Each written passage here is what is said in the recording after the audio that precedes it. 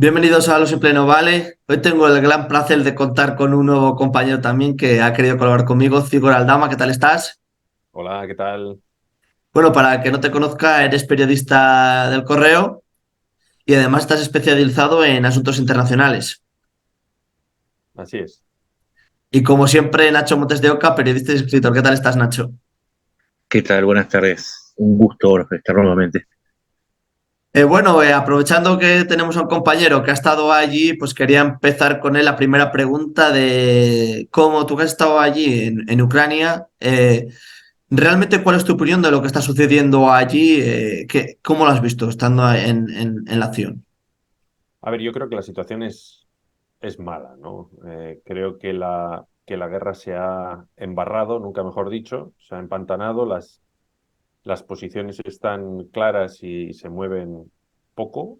Eh, Ahora mismo parece que las batallas más cruentas están en el Donbass, en torno a la ciudad de Bakhmut, que es curioso porque, pues bueno, nosotros hemos vuelto de allí, justo de Donbass, estábamos muy cerca de la ciudad de Donetsk, que está ahora mismo ocupada por las tropas rusas, incluso también cerca de Bakhmut, y los militares coincidían en señalar que no es una ciudad estratégica, que no es un enclave realmente importante desde el punto de vista militar, pero yo creo que se ha convertido en una de esas ciudades, ¿no? Como Mariupol, como Bucha, que son un símbolo de lo que está siendo esta invasión por diferentes motivos. Y no sé si, bueno, yo no voy a entrar ahora en lo que son las estrategias, ¿no? militares de cada uno de los bandos, pero no parece que la situación haya cambiado mucho, ¿no? Eh, Ambos bandos dicen además que están manteniendo sus posiciones, los de Wagner, los rusos, dicen que avanzan, los ucranianos, sin embargo, aseguran que están manteniéndose. Eh, Curiosamente, los oficiales con los que pude hablar allí comentaban que tienen suficiente armamento para defender, pero no para montar una contraofensiva, y que estaban esperando que llegue ese armamento en las próximas semanas. Semanas que pueden ser meses, y al final, claro, no sé cuánto tiempo van a poder aguantar, ¿no? Porque está habiendo muchísimas víctimas, seguramente en los dos bandos, pero también en el ucraniano. Está llegando también mucho recluta joven y demasiado mayor, que realmente tiene poca experiencia. Entonces, yo creo que ambos bandos pues están esperando a ver si llega un punto de inflexión que cambie la situación, ¿no? En el caso de Ucrania tenían mucha esperanza puesta en los Leopard, que no creo que vayan a llegar a tiempo, y me imagino que los rusos pues están también con su propia estrategia que desconocemos porque, bueno, pues es un bando mucho más opaco. Nacho, ¿cómo crees que están siendo las últimas horas en el que parece que se sigue estancado todo? Sí, yo estoy mirando los mapas, coincido. Estoy mirando los mapas y hace cerca de 10 días que no se mueven las líneas. Hay pequeños avances de uno, contraataques del otro. Hay mucha manipulación en las redes respecto a lo que es la línea del frente. Mucha gente no entiende que a veces en un mapa se marca una línea de avance, se marca con un color tenue, pero eso no implica que esa zona pasó al otro bando, porque horas después hay un contraataque, hay una retirada porque no puede sostener la posición, sin importar si hablo de rusos o ucranianos, pero hace 10 días que la línea no se mueve y eso no implica que no haya una cantidad de muertes diaria que es muy grande, porque es la batalla más grande que ocurre en Europa desde la Segunda Guerra Mundial.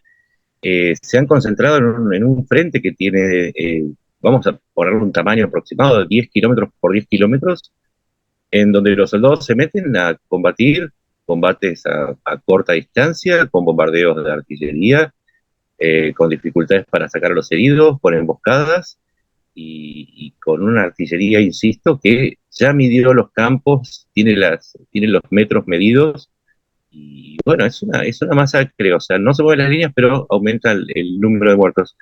Pero sin embargo, yo quiero poner una diferencia cualitativa de lo que sucede en el frente.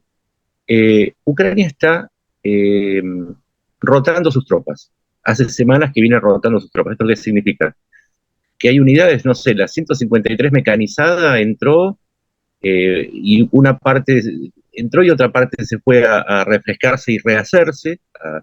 Hay legiones como las chechenas y las georgianas que entraron y salieron.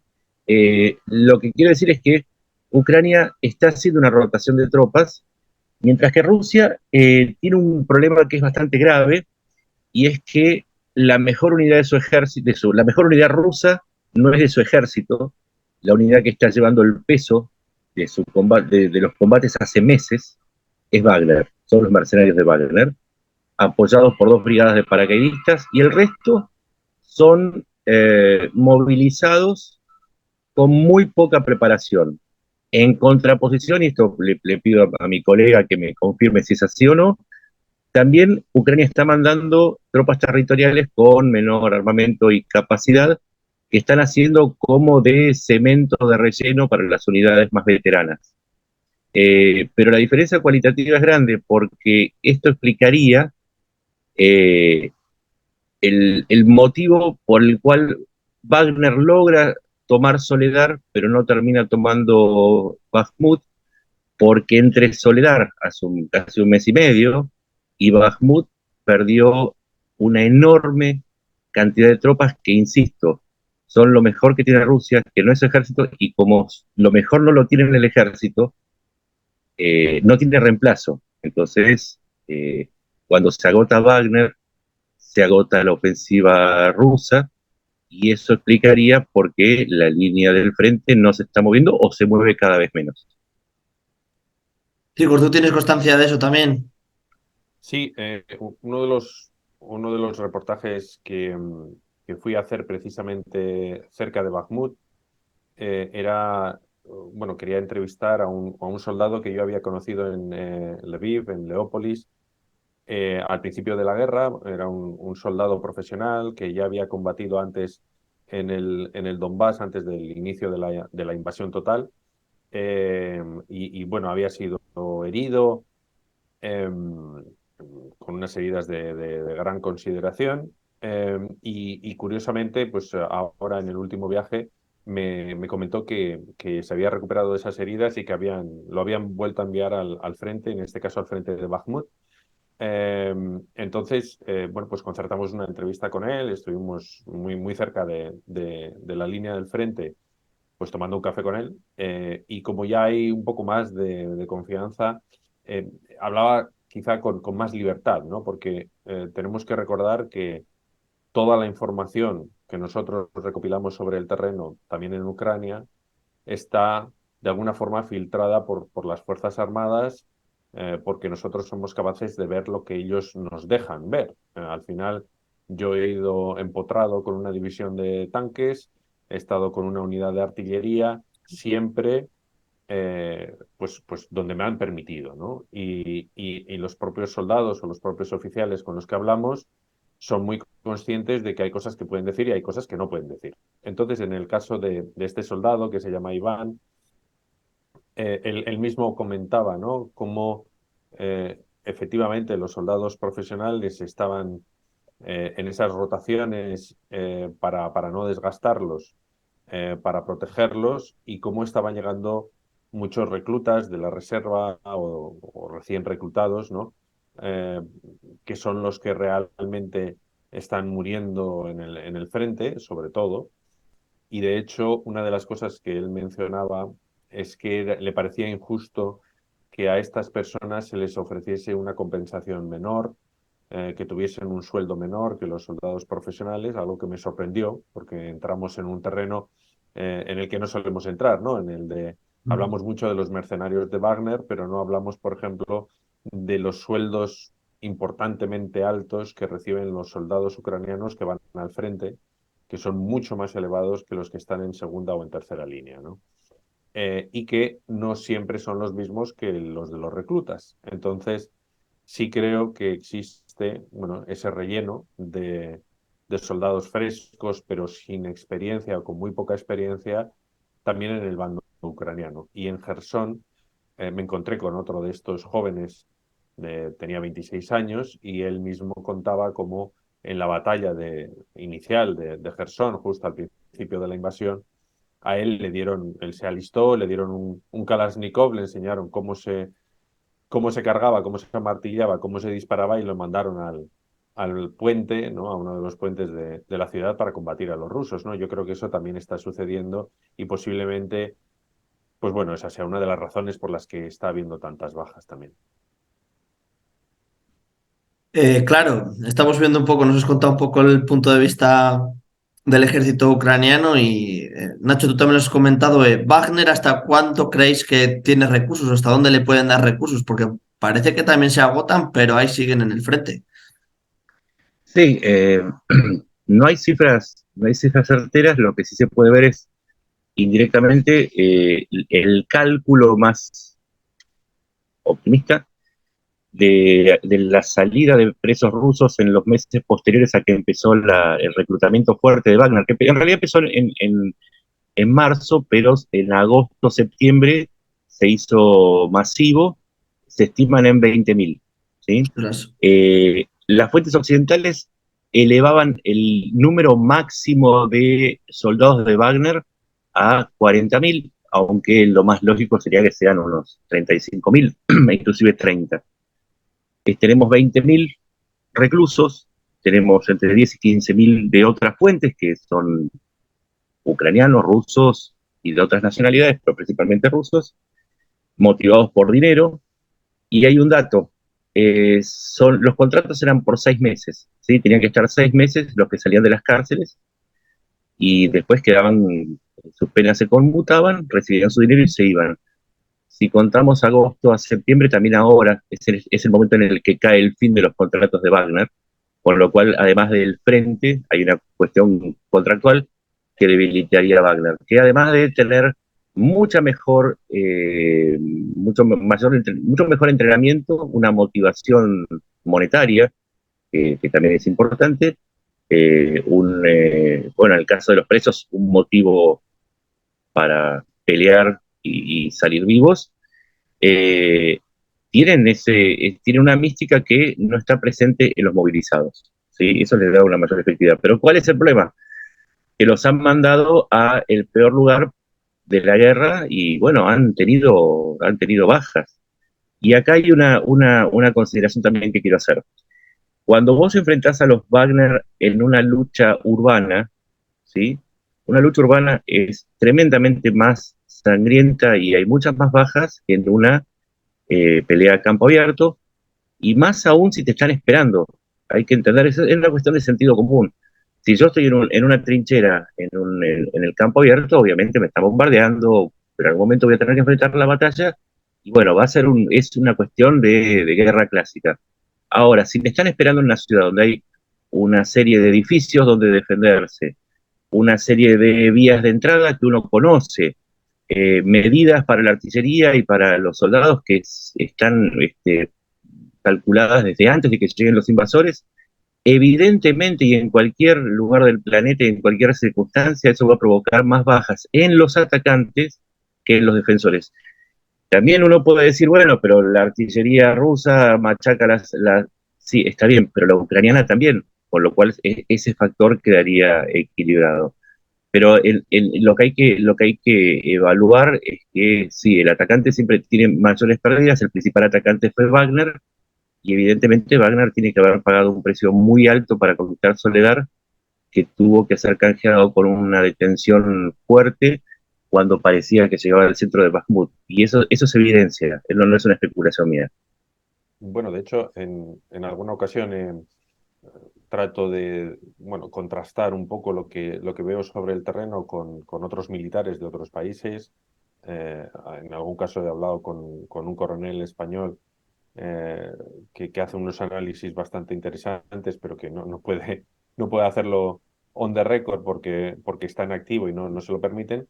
Pero suele ser habitual que el número de víctimas entre los atacantes sea de entre 5 y 10 veces el número de víctimas entre quienes defienden, ¿no? Yo creo que estoy muy de acuerdo en que esta es una guerra muy a la usanza de la Primera o de la Segunda Guerra Mundial, inesperada, si acaso, ¿no? Porque casi todo el mundo hablaba de que las guerras en el siglo XXI iban a ser guerras híbridas, que iban a ser de un tipo muy diferente. Aquí se mezclan elementos de alta tecnología, ¿no? Como por ejemplo el uso de los drones, que se están utilizando muchísimo, que los hemos visto de cerca, con armamento completamente obsoleto, ¿no? Hemos visto ametralladoras que no sé si eran de la Segunda Guerra Mundial, pero yo no soy un experto en armamento, pero podrían ser de la primera, ¿no? O sea, Yo algo, también algo sé, pero son las ametralladoras Maxim británicas de la Primera Guerra Mundial. Sí, sí, yo las vi. vamos, parecían desde luego anteriores a las de la Segunda Guerra Mundial, con lo cual hay una mezcla de armamento de alta tecnología, de última generación, ¿no? Con un armamento que, bueno, yo creo que ya solo les falta ir con lanzas y bayonetas, porque, eh, bueno, se mezcla un poco todo, ¿no? Entonces, los ucranianos tienen puestas muchas esperanzas en la llegada de ese nuevo armamento prometido por Occidente y en que eso pueda cambiar las tornas.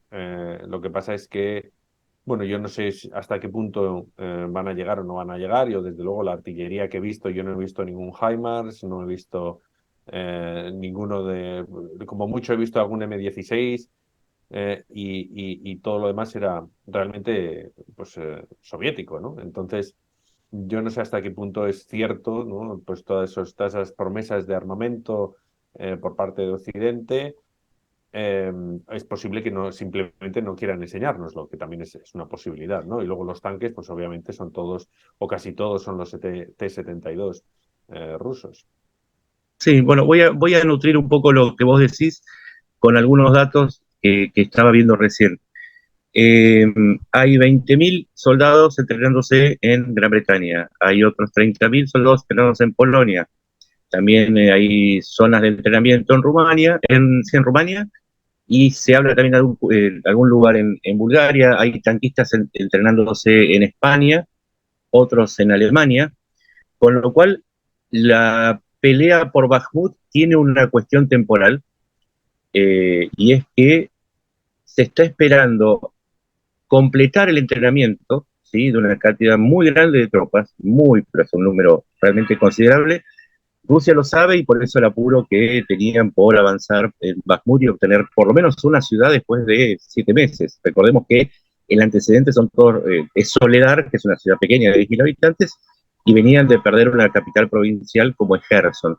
Y un poco apoyando lo que vos decís, se pelea con lo que se tiene. Inclusive se vio que los soldados rusos están empezando a usar las palas para la lucha en las trincheras, o sea, es una lucha rústica.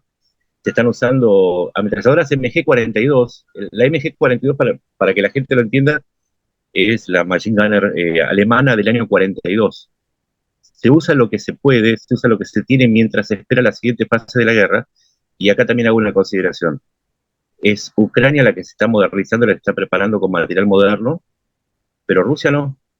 Rusia está también volviéndose rústica, pero no se tiene perspectiva de que vaya a introducir material nuevo, sencillamente porque entre la mezcla de las sanciones y la corrupción anterior, no hay material nuevo, no se puede producir y tiene que arreglarse con lo que pueda. El T-62 T-62 significa modelo que entró en operación en el año 62. O sea, yo más viejo que yo, y yo me considero viejo ya, ¿no? Digo, pero eh, tengo 52 años y el T-62, yo nací en el 70. O sea, imagínense la edad de esos tanques.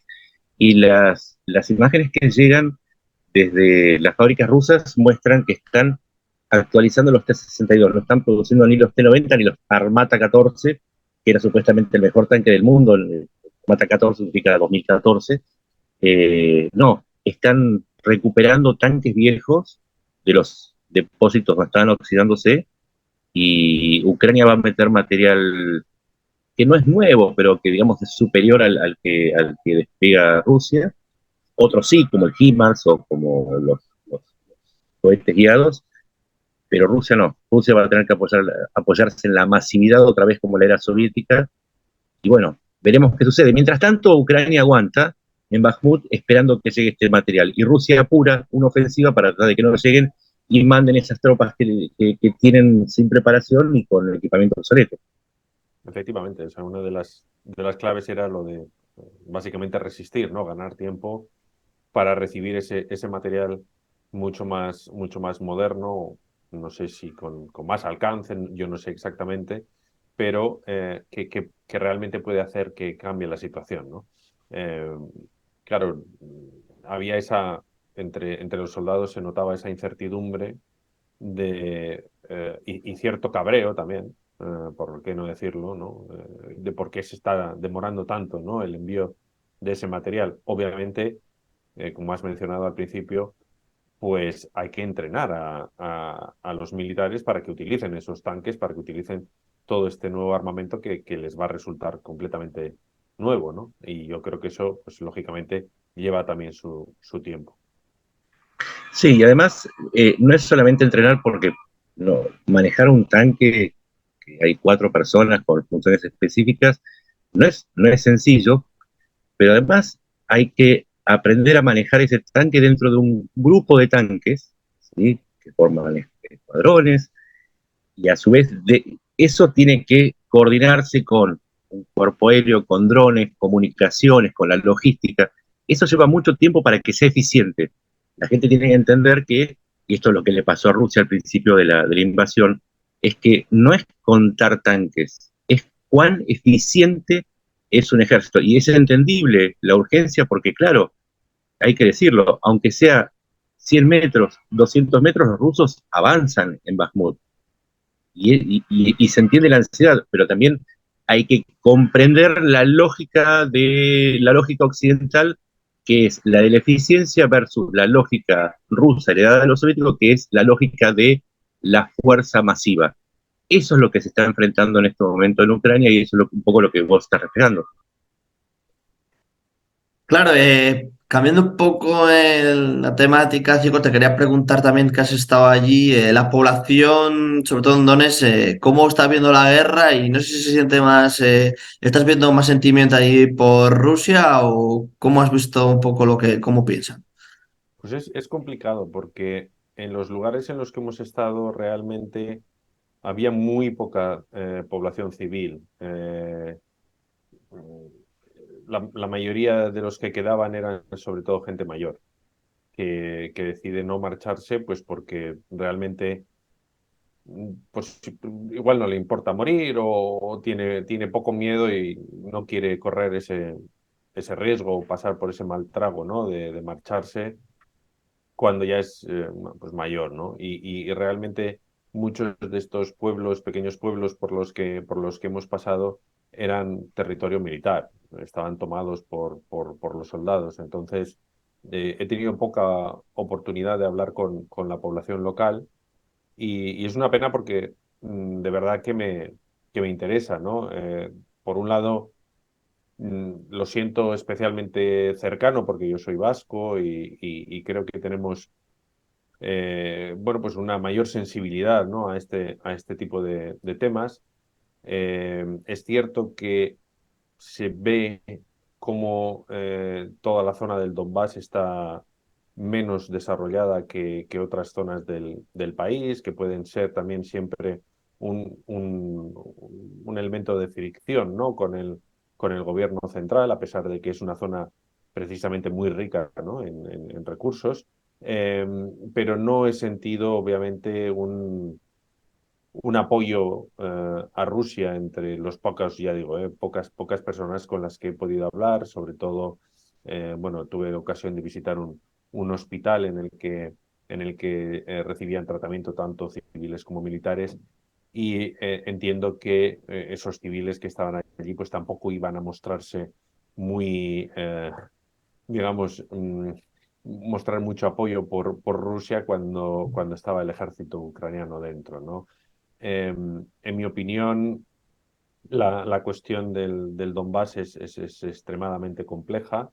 Creo que Ucrania no ha jugado bien tampoco sus cartas en la región. Eh, Posiblemente tendría que haber actuado de forma muy diferente. pero bueno, pues obviamente el invasor es Rusia y ahora mismo pues yo creo que el apoyo de la población al ejército ucraniano es abrumador, ¿no? Y de hecho mucha gente está apoyando directamente a los soldados con todo lo que tiene. Me gustaría hacerte una pregunta. Tengo entendido que al menos 8 millones de personas dentro de Ucrania fueron desplazadas, más allá de los 7 millones que están refugiados en el exterior. ¿Cuál es el porcentaje de vacío poblacional que vos podrías calcular que provocó la invasión en la zona del Donbass en la que vos estuviste? Yo creo que, vamos, es que quedan cuatro gatos, como decimos nosotros. O sea, son pueblos fantasmas si no fuese porque están los militares. Realmente no sabría decir cuánta gente se ha marchado, pero podría ser perfectamente entre el 80 y el 90% de la población. Claro, estamos hablando de, de pueblos como Konstantinivka, que están muy cercanos al frente, pero incluso en ciudades más grandes como Pokrovsk o Kramatorsk, yo creo que queda poca gente civil, ¿no? Ya allí. Y Kramatorsk, perdón que me estoy haciendo el rol de entrevistador, pero me No te interesa mucho preocupes, la lo que tú información. quieras. Y creo que esto es importante para la gente. Y en Kramatorsk, sabiendo que es el gran objetivo de Putin en el Donbass, ¿vos percibiste una sensación de que las tropas rusas podrían llegar? ¿O percibís que la gente le es indiferente todavía porque confía que el ejército ucraniano va a frenarlos antes? Hombre, yo creo que es lógico que la gente esté preocupada, ¿no? Al fin y al cabo, la artillería está sonando constantemente, o sea, está realmente cerca, la batalla no está lejos, ¿no? Pero sí que es cierto que tanto allí como en Pokrovsk eh, se siente cierta normalidad dentro de lo que cabe, ¿no? Todavía los establecimientos, muchos de los establecimientos están abiertos, es incluso posible tomarse un capuchino, o sea, estamos hablando de que el, no sé, el tejido de la propia ciudad todavía está en funcionamiento, lo cual no sucede en muchos de los otros pequeños pueblos que hay en el camino hacia Bakhmut, ¿no? Entonces, desde ese punto de vista, yo sí que creo que hay cierto optimismo en lo referente a la capacidad para defender las posiciones, que es también lo que decían los propios militares, ¿no? No tenemos capacidad para montar una contraofensiva, pero sí para defender lo que tenemos hasta ahora. Es un dato muy importante porque si vos no detectaste no solamente ansiedad, sino signos de evacuación o bueno, de crear fortificaciones en la ciudad, esa confianza es la que se comparte en el frente, porque todo forma parte de la misma sociedad. Es un dato que aparentemente es social, pero que tiene su reflejo militar, y con lo cual se agradece porque para mí es muy, muy importante saberlo. Sí, sí, sí, obviamente trincheras hay por todas partes, fortificaciones las hay también en algunos lugares, se ven, por ejemplo, pues algunos blindados, ¿no? O tanques escondidos aquí y allá, pero no dio esa sensación de pánico. Eh, Lógicamente, preocupación hay. Pánico no me ha parecido que lo haya, pero es que incluso de la propia Bakhmut hay gente que no quiere salir. O sea, no sé si en Bakhmut todavía quedaban 5.000 personas o 1.000 personas, ¿no? Que no querían marcharse. Y eso que, bueno, por lo menos a juzgar por las imágenes de los drones, es pues bueno, una ciudad que ha quedado completamente devastada, ¿no? Con lo cual a mí Sí, me sí, sí. costaba entenderlo. Sí, sí, sí. Muchos dicen que son waiters. Waiters es una palabra que no tiene una traslación, una traducción perfecta al castellano, pero decían que era gente que era prorrusa, que esperaba que esperaba que la ciudad fuese ocupada, lo cual se basaba en una cuestión de percepción, pero no, bueno, no hay forma de confirmarlo, pero sí había gente que no se confirma, que prefiere quedarse entre las ruinas en los sótanos a salir. Se ha dado en toda la guerra, desde el 2014 en adelante. Y luego también es cierto que hablamos siempre de los desplazados ucranianos eh, a otras zonas del país, generalmente a zonas del oeste del país o a países de la Unión Europea, pero no hablamos de los que han ido a Rusia y que Rusia no sé si estimó en varios cientos de miles o en torno a 1 millón, no tengo esas cifras, pero también afirma haber acogido a muchos desplazados ucranianos, ¿no? No sé, no podemos saber cuáles son esas cifras ciertas porque, bueno, pues hay que fiarse o no fiarse, pero es evidente que hay mucha gente dentro del Donbass que también ha preferido refugiarse en Rusia. Sí, sí, en Rusia hay 2 millones de Dos ucranianos y se millones, estima vale. que, sí, sí, las estimaciones indicaban hasta 200.000 personas. Lamentablemente, y esto también hay que decirlo, muchos llevados por la fuerza y incluyen por lo menos 6.800 casos documentados de niños que fueron arrancados de sus familias, de orfelinatos, de hospitales y entregados a familias rusas en adopción a cambio de un estipendio mensual. Eso es una de las partes más amargas que tiene esta guerra y que va a tener que resolverse junto con las negociaciones por el territorio. Sí, efectivamente estuve en Gerson entrevistando en uno de esos centros de los que desaparecieron varias decenas de niños con su jefe, ¿no? Con su director. Y, y este es precisamente uno de los centros que Naciones Unidas está investigando, pues bueno, porque hay pruebas documentales de cómo los rusos entraron en el centro y creo que está bien documentado ese secuestro, al fin y al cabo, de niños, ¿no? Yo creo que el problema es la opacidad que hay en las cifras, sobre todo las rusas, pero en las de ambos bandos, ¿no? En las exageraciones que muchas veces pues son difíciles de comprobar. Como periodista, pues tratamos siempre de poner en solfa, ¿no? De intentar confirmar qué es cierto y qué no lo es, porque al final la información y la propaganda en la guerra son muy difíciles de distinguir, sobre todo cuando tenemos fuentes oficiales casi siempre y no tenemos acceso a ni medios, ¿no? Para hacer esas comprobaciones, pero yo creo que en el futuro, pues bueno, se irán aclarando todos estos temas. Sí, ayer a la noche me dediqué a desmontar un bulo. Bulo le decimos departamento acá, pero bueno, ustedes le dicen bulo a la fake news, pero bueno, vamos a usar la palabra bulo para que nos entendamos todos, sobre un supuesto misil hipersónico ruso que habría impactado en un centro de comando de la OTAN, matando a 40 coroneles y generales a 80 metros de profundidad. Sí, a veces no tenemos los datos, pero a veces el sentido común nos ayuda a distinguir lo que es propaganda de lo que es información.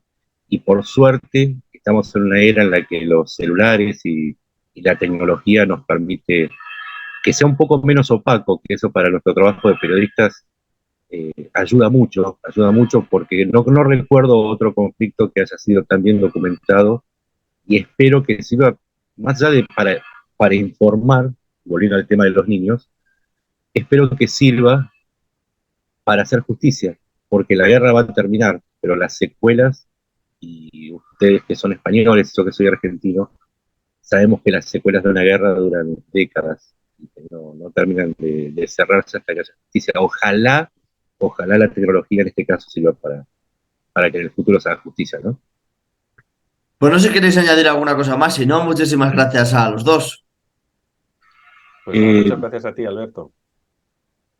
adelante, adelante. Pues Nacho, espero y Igor, espero volver a contar con vosotros. Un abrazo y a ver si la próxima vez que hablemos, pues podemos hablar de más buenas noticias y que no creo que se haya acabado, pero por lo menos que la situación mejore. Espero que Igualmente, sí, espero lo que deseamos todos. Uh-huh. Pues lo dicho, muchísimas gracias. Un hasta la abrazo. próxima. Adiós. Abrazo.